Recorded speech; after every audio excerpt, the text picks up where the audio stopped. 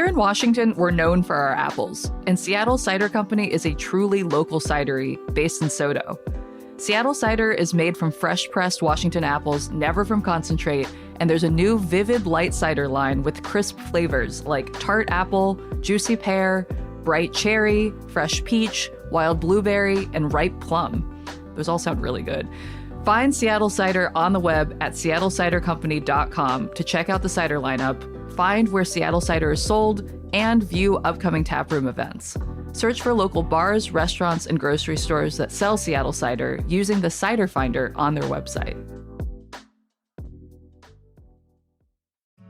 CityCast Seattle is made possible by AT&T. America's first network is also its fastest and most reliable. Based on RootMetrics' United States Root Score Report, 1H 2025. Tested with best commercially available smartphones on 3 national mobile networks across all available network types. Your experiences may vary. RootMetrics rankings are not an endorsement of AT&T. When you compare, there's no comparison. AT&T. This is CityCast Seattle. I'm Jane C. Hu, and here's what Seattle's talking about.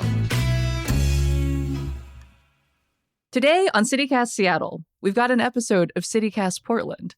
But wait, hear me out. Seattle and Portland have always had a good-natured rivalry. As the Pacific Northwest's 2 biggest cities, it's easy to compare ourselves with our neighbors to the south. We both have ample access to nature, thriving food scenes, and plenty of rain. I have a childhood friend who can never remember whether I live in Portland or Seattle, and honestly, I kind of get it. Recently, Claudia Meza, CityCast Portland's host, invited me on their show to debate the merits of our respective cities. I hope I successfully defended our city's honor. I'll let Claudia take it from here. Before we get to debating our city's merits, Jane, I just wanted to welcome you to the CityCast family. Welcome. Thank you so much, Claudia. It's great to be here. I also wanted to give you a chance to introduce your city to us Oregonians, for those of us who might not have heard of it. It's called Seattle, Settle. Right? That's right. Yes. I'm getting close. Settle, Washington. So what do you think we might not know down here in Portland? Because I freaking love a fun fact, Jane. Let me tell you. All right. Well, fun fact about Seattle is that there used to be a whole underground city here. So most of the city burned down in 1889. And during the rebuilding, they realized that it would be a good chance for them to rethink some parts of the city that weren't working. There was a lot of flooding that was happening in the downtown area. And they decided they would just raise the street level of the entire downtown by a story or 2. And so they sealed off this underground. And it became this kind of seedy part of town where there was a lot of drug dealing and prostitution. And it wasn't open again until the 60s. But now you can tour it. It's one of the few tourist things that I would actually recommend. I think there are at least two different versions of this underground tour where you can see the original downtown Seattle. That is really interesting because we have something similar. They're called the Shanghai Tunnels. Oh. Except our lore is that that's where nefarious merchants would steal workers for the ships. They would get that's what they would call. They would get Shanghai. Shanghai Tunnels. I was going to say, is there a little bit of racism there? I was the Shanghai Tunnels. Well, let me explain to you, Jane, what the term Shanghai means. It means that you have gotten knocked out, you wake up and you're in Shanghai, China. Problematic, but I'm just letting you know that it was an active term of getting Shanghaied. That makes sense. But I understand. It's a little weird to hold. But moving on. Well, I'm glad we both have downtown tunnels. Yeah, though I feel like our tunnels have been refuted. I feel like you guys might actually have, you have a whole underground city, because of what you just explained. And we might just have long basements. But I don't know. That's up for debate. We might have long basements and a really cool story somebody told. So anyhow, we both know that the entire point of this conversation is just to try and persuade each other and anyone listening that our respective city is the true gem of the Pacific Northwest. Though I gotta say, Astoria, Oregon, and Edmonds, Washington are also strong contenders, at least in the cutie patootie category. True. But they're not here. So it's up to us to settle this once and for all. So how we are going to judge are by these parameters: food, access to the outdoors, and civic pride. Notice I left out who has a better running city because I wanted to give us both a fighting chance. So congrats on your new mayor, though. Congrats. We are excited about that. The city of Portland, I think we're also on the up and up, I gotta say. But let's start with something more in our favor. Let's put it that way. Let's start with food. And because I'm sure we can both go on for hours, let's limit ourselves to our top 3 reasons our respected food scenes are the absolute best. Jane, you are my guest. You can go first. Thank you. That's very kind of you. Okay, I think the first thing that we do best here is seafood. It's got to be seafood. We are close to the water. We have a bustling port. Like, we've got fishermen literally coming in with fresh catches every day. We've got excellent sushi. We got those oysters. If you're really industrious, you can go out there, catch your own stuff. Like, I've been crabbing out here. You get some great crab. And you can do this all like from in town, which is pretty incredible. So hard to beat since you all are a little bit more inland. Word. Other thing, Chinese food. I gotta say, of course, if we brought Vancouver into this conversation, clearly they would. Are we talking win. the BC or are we talking about Vancouver, Washington? No. I'm talking BC. Sorry, Vancouver, Washington. You're great, but not, you know, I'm just wondering. Not for Chinese food. Are we talking about the Couve or are we talking about BC? The Couve, yeah. Okay. No, we're talking about BC there. But Chinese food here, pretty sick, especially if you're counting the larger Seattle area. You go outside of Seattle into Bellevue. That is where the good stuff is. And you know what? Honestly, I'm going to say Portland has a pretty good food scene, and I feel like you all have a lot of the bases covered. So my third thing is kind of a cop-out, but I think we do have nicer views from the restaurants. Okay. We've got a lot of like beautiful rooftop stuff. We've got a lot of good ocean view stuff that's like right on the water. Very vibey. And I mean, that's got to count for something, right? Yeah. I got to tell you, I agree on all points. You guys were also the origin place of teriyaki. That's right. Yeah. Japanese immigrants created teriyaki in Seattle. I think that's pretty cool, though I think we make it better. Anyhow, so I'm going to start off very bold by proclaiming that the very concept of farm to table that most Americans know of was made popular by a Portlander, James Beard. Heard of him? Being that the James Beard? Yeah. Who gives the awards? Yeah, James Beard's ghost, who's still around giving awards. Being that we're situated in this fertile valley and also have some pretty strict urban growth boundaries, we might just have more farms and wineries within a 30-mile radius in Seattle. So I do think our menus tend to be more seasonal, fresher, and it's one of the reasons we can keep our prices a little cheaper, which leads me to my second point. Portland delivers way more quality and deliciousness for the price point. I think restaurateurs also have a lower barrier to entry point, so we have chefs that are coming from all walks of life and cultural backgrounds, and it makes our scene just a little more vibrant, in my opinion. Our food cart scene alone can wipe almost any American city's food scene off the map, which includes Seattle. I said it. Can I refute each of these things? I have not submitted my time. Okay. There will be a rebuttal. Okay. Portland is filled with creative, passionate nerds who take pride in doing things the hard way. So when Anthony Bourdain talked about our food scene almost 20 years ago, he called it fabulously quirky, obsessively talented. And I think that sums it up pretty well. Like, our food scene is filled with fucking nut jobs who all used to be artists or musicians, you name it, and now take up to 3 to 5 working days to make you the best bread you've ever had in your life. The end.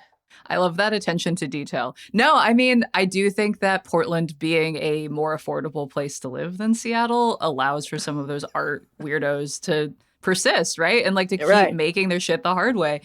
Now I'm trying to remember the other things you said earlier. You know, you should start taking notes. I should. I was just thinking like that. a lawyer. Wait, remind me of the other two things you said earlier. Okay. Farm to table. Okay. Because you had nothing.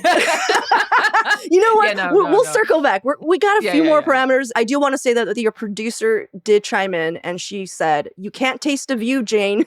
I'm like, aren't you fighting for Seattle? But then she also said, "You can't taste nut jobs, Claudia." And I agree with her. Also true.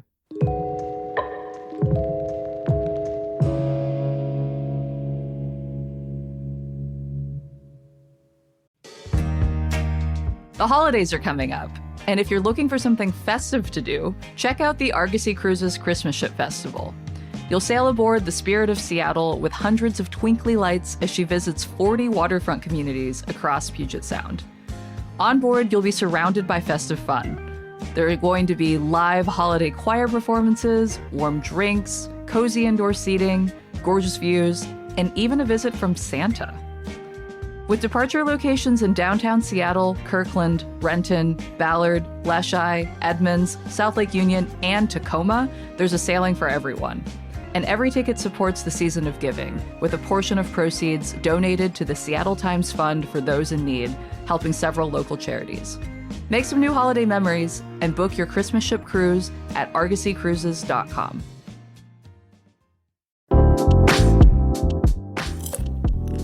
Oh, hey, sorry, just having my afternoon snack.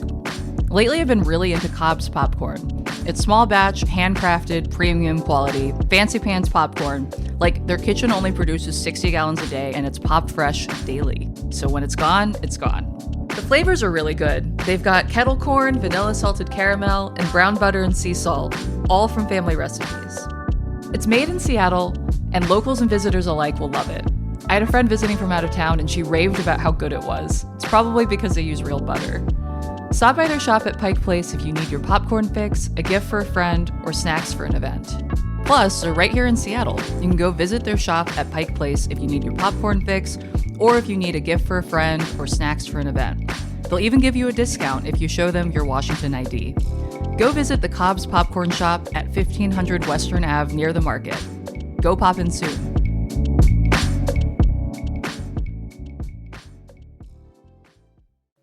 All right, so now let's talk about Seattle and Portland's access to the outdoors. Which city does it better? And oof, this is going to be a tough one. So what does Seattle even have going for it, Jane? Sorry. I think you already sense that you're going to lose this one. I feel like I can argue this next point for you, but go on, Jane, go on. Okay. Tell me about Seattle. I feel like the big one that people always point to is the fact that we have mountain views and that we are able to access the mountains more easily. We have Tahoma, also known as Rainier. It is much cooler and also, might I add, taller than Hood. I know you all also have your one singular mountain, but I just spent about a week this summer walking around the perimeter of Tahoma, and it was an amazing experience. And I don't know that the Hood Trail is as nice as that one. I will also say that you can not only have this close proximity to get into the mountains, but there is literally a bus you can take to go hiking now. So if you don't have a car really cool. and you still want to get out there, there's something called Trailhead Connect. You just get on the little bus, you take the little bus about 45 minutes, and then you get to go on a hike and then come back. And the third and the obvious one is we just have more water and it's better. Oh, wow. We've got Okay. so many different lakes, and we got, I feel like, as one of our listeners put it when I asked for ammo to come into this conversation. Oh, damn. Okay. They were just like, listen, ferries are better than rivers. And that is just, we've got a really robust and beautiful ferry system here. And that means that we have cooler marine wildlife that comes with it. Like, you get to see orcas from the city limits. I've seen them. And you see sea lions, you see spawning salmon. Like, the wildlife that comes with that water is amazing. Like, I went tide pooling on my birthday and was only 15 minutes from my house. It was amazing. Could you see cool shit in your tide pools? Yeah, you see anemone, you see a lot of corals. Too. We saw a starfish. It was very cool. Literally crossing some of my points out. Okay, great. All right. So before I start, know that I'm in love with ferries. Know that I'm in love with the San Juan Islands. So I'm going to try my best here. Jane is taking notes, by the way. I haven't even started talking and she's already like, you just have a pen you're waving around. All right. I'm ready for my rebuttal. Okay. In a single day in Portland, you could explore tide pools on the Oregon coast, take a gorgeous hike in the Columbia Gorge, and sip a beer in Mount Hood's Timberline Lodge, where they shot The Shining. Maybe even hit some cosmic night tubing or snowboarding if the mountain allows it. Would it be a long day and require hours of driving? Sure. But it can be done. It has been done. And I just think that it shows how easy it is for us to get to so many breathtakingly beautiful landscapes. And we also have buses that go to all these things. And they're about an hour and a half away. You know, the mountain's a little closer, but give or take. Mm-hmm. Also, I'm sorry. Yeah, you guys have way more water. You're like out there. You're in the Sound. But I think our coast is better than yours. Ours is more dramatic and moody. We have cliffier cliffs, rockier rocks. I was going to say better tide pools, but I don't know about that. Like, I just think ours are awesome. But I mean, I don't know. But our beaches I'll consult with my nerd friends. Okay, great.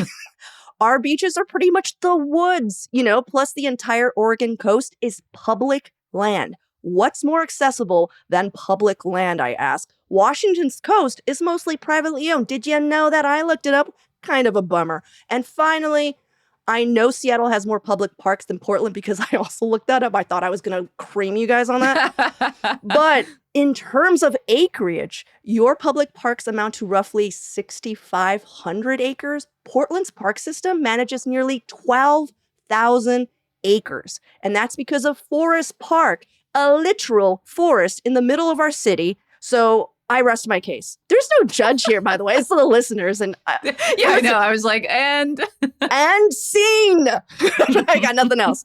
Well, I mean, what are we thinking here? What's your rebuttals? I think you definitely have it in terms of the dramatic nature of the coast, right? Like you've got all of those giant sea stacks. It's gorgeous. Public lands over privately held lands any day. That's amazing. I did not know that fact previously. This does, however, bring up for me the fact that Washington as a whole has at least 3 national parks. You all have, I believe, 1. But it's the best one. I've not been to Crater Lake, but I've always wanted to. It's the deepest lake, I'm just going to say, in the world. Did you know that? I didn't. Well, isn't it also closed for the next year for like road maintenance or something It's like true. that? It is closed for the next year. Yeah. So on the proximity to national parks scene, I think Seattle also wins in that category. But all right, you know, I'm gonna say a draw. Yeah, I'm sure. I don't know though. I do feel like there's so much to recommend about Portland. I will say that I think Seattle wins on the just ease of access. The sheer beauty of every view that you can get on the area, possibly. But I do love Portland has a nice view in some places. Oh no, Portland is gorgeous. I'm sorry. I also really like our city. I like our skyline. I love our rivers. I know it's not the Sound. Mm-hmm. Here I am fighting for you guys again. I do love your oysters. We don't have naturally growing oysters. All of our oysters are from beds, which are good. But like you guys have like fresh ass oysters. You can just go up there and like bing bang boom. You know, it's amazing. Bing, bang, boom. Yep, that's what we do every fall. Yeah. Well, I'm not saying who won that. I'm going to say it was a tie.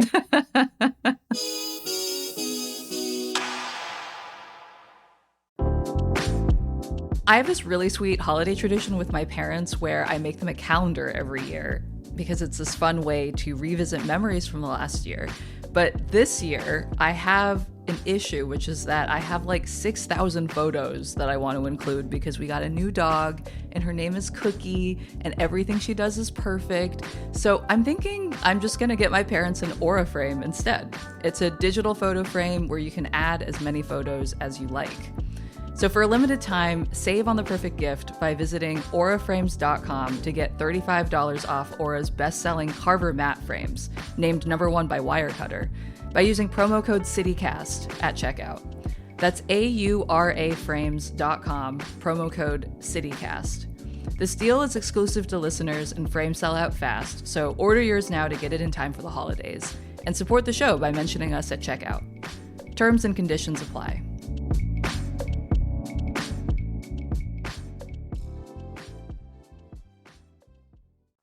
Okay, finally, Jane, what it means to be a Portlander or a Seattleiter. Is that how you guys call them yourselves, Seattleiters? I mean, maybe it should be how we call each other now. Yeah, Seattleiter. Who does it best? So, Jane, kick us off. Okay, I feel like the top thing that we have on you all is maybe the sports scene. We have basically every major sport. We have a professional team. And I feel like, in particular, we have a dedicated and growing women's sports scene, something that I think is a source of great civic pride and something to be proud of.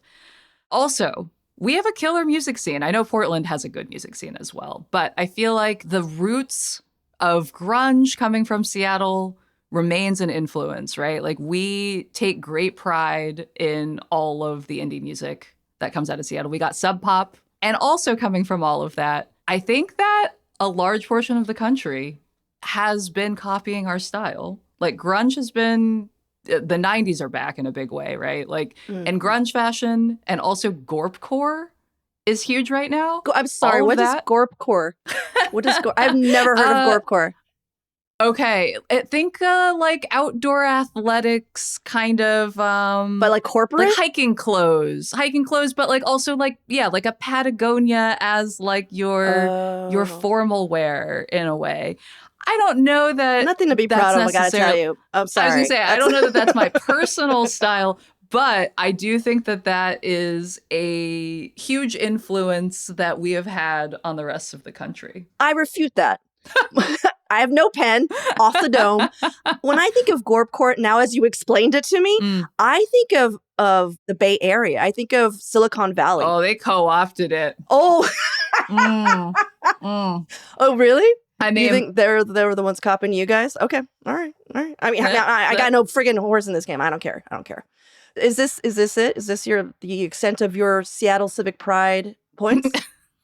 Yeah, now I want to hear yours. Now I'm like, should I have come with more? Here we go. All right. Jane, we all know Portland is a smaller city in terms of population, but we have something like 94 neighborhoods and Seattle only 88. And each of these neighborhoods has its own distinct personality and attributes. And I know Seattle does have some of that, but Portland weirdly feels like less of a sprawl, though technically speaking, Seattle is actually denser. I don't know how'd you guys manage to do that, but you did. So not sure how your city manages to feel so fractured. It could be the sound. All that water, you know. It could be your terrible 9-way intersections. But I feel like our very infrastructure gives Portlanders a better sense of identity. Even if it's like, yo, I'm from Southeast Portland, or me, who will never stop talking about my neighborhood of St. John's. And our strong neighborhoods really does instill pride in where you live. It just sort of like works its way up and makes it so you care more about what's going on around you. Also, our protests are just way better. Costuming, music, humor. That's point one. Dang, that's just point one. Okay, we're locking in. Claudia's having a drink of water. Delicious Portland water, by the way, which I feel like we need to have a water a taste test. We need a taste test, but we need a control. So we need some water from like New York or some shit, because fuck them. Oh, okay. We're going to know immediately if it comes from New York. Yeah, it's going to be trash. Okay. We're like, what's this trash water here? Okay, the last thing I'll say about our civic pride and identifying as a Portlander, we actually have a totally real holiday that the podcast and our listeners actually came up with called 503 Day. It lands on May 3rd. It's named after our most prominent area code. Sorry, 971, but the OG is 503. And 503 Day, as it's been proclaimed by our city, is now the official day we all agree not to talk shit about Portland as Portlanders and instead celebrate all that makes the city great. We even organized a block party this year, and it was amazing. We had costumes. People came dressed up as free libraries and the Portland, Oregon white stag sign. We had live band karaoke. Our city councilors, our state reps joined in.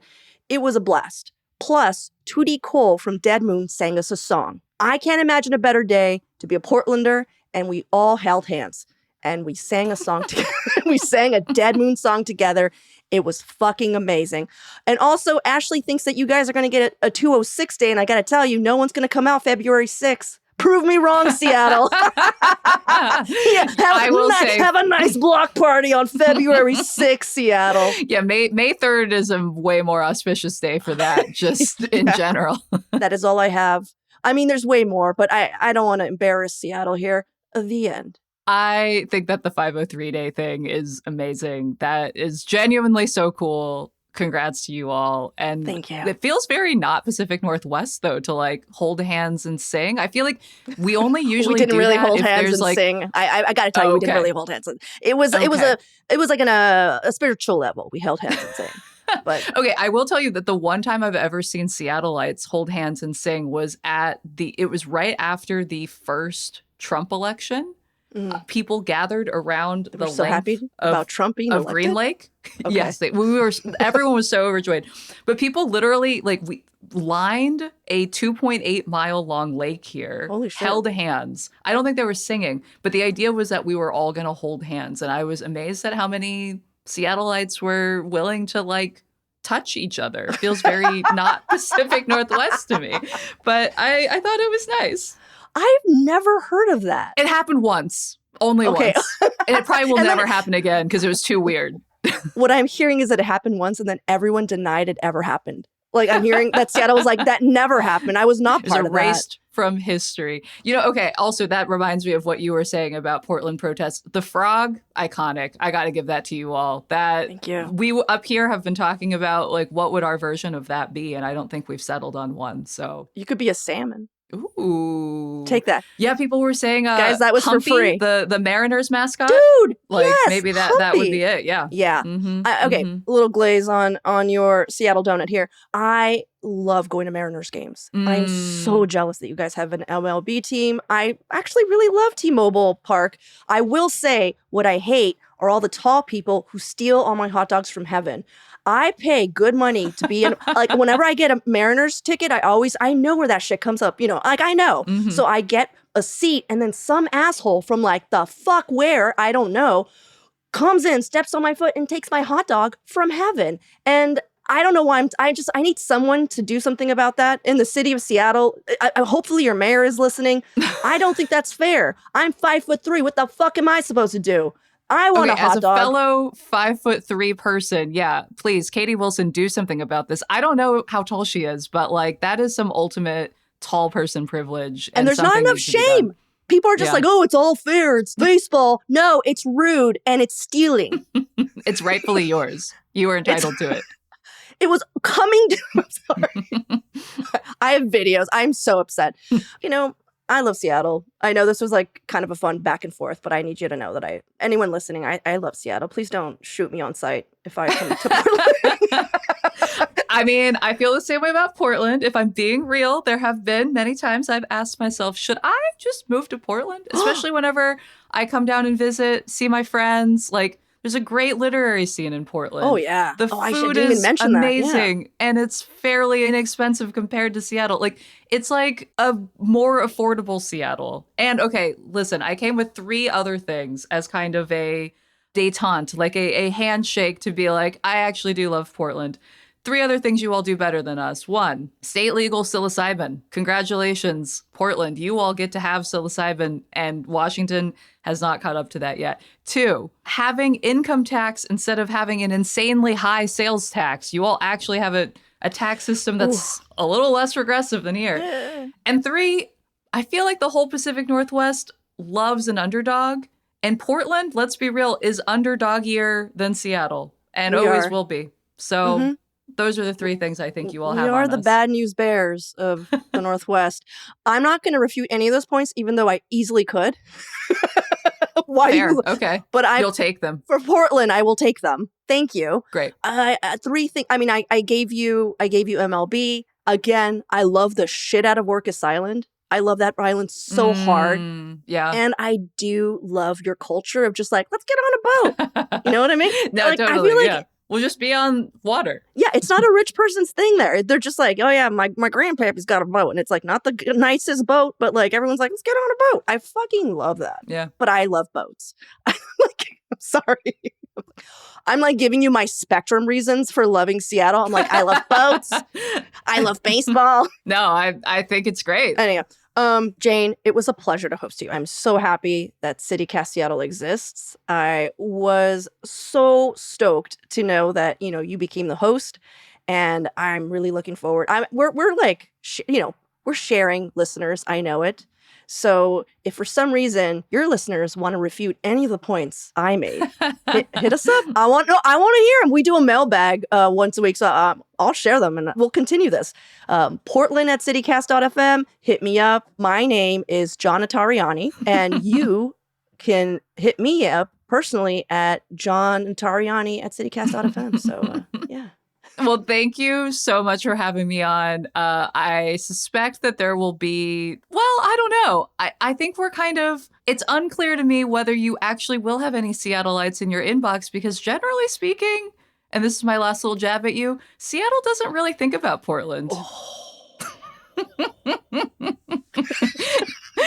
I don't know. I've been to Timbers and Sounders games, so I don't know about that, buddy. But okay. we like to at least pretend that that's how we conduct ourselves.